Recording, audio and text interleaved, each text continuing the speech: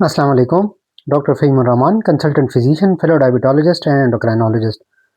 اکثر آپ نے دیکھا ہوگا کہ مریضوں کو یہ شکایت رہتی ہے کہ ڈاکٹر صاحب چلتے وقت یا ایکسرسائز کرتے وقت پیروں میں درد رہتا ہے.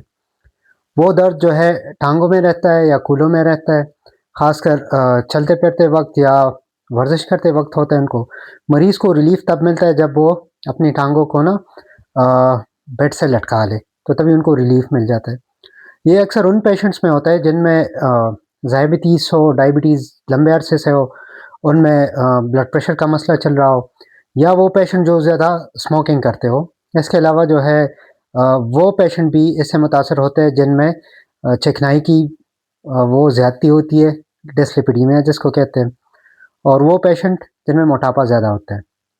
اس کو کہتے ہیں پیریفرل آرٹیریل ڈیزیز. اگر ڈائبیٹک پیشنٹ میں دیکھا جائے تو یہ خون کی جو رگیں ہے جو پیروں کو جاتی ہے اس میں تنگی پیدا ہو جاتی ہے، اور یہ خون کے بڑے رگوں جس کو مائکرو واسکولر کمپلیکیشن کہتے ہیں وہ پیچیدگی ہے. اچھا، ان مریضوں کو کیا کرنا چاہیے؟ ان مریضوں کو اپنے انڈوکرائنالوجسٹ کے پاس جانا چاہیے اور اپنا پراپر چیک اپ کرنا چاہیے اور اسکریننگ کرنی چاہیے کہ مطلب ان کو جو پیچیدگی ہے وہ ڈاکٹر صاحب خود دیکھ لے.